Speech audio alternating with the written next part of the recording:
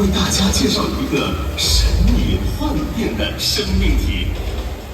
佢就係住喺海洋奇觀入邊嘅守護精靈 Animal。Do you know that animal can take on different appearances?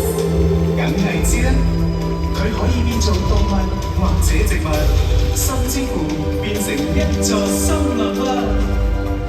我們就來看看 Animal 的表演吧。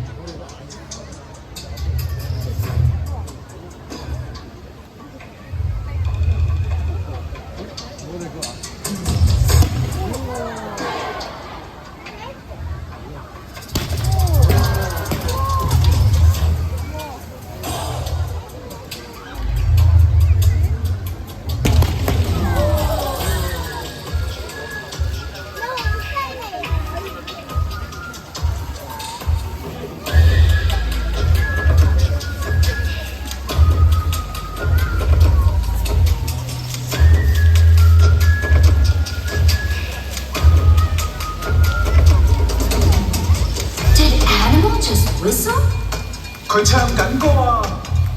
他在唱什麼呢？下次等我聽真啲先。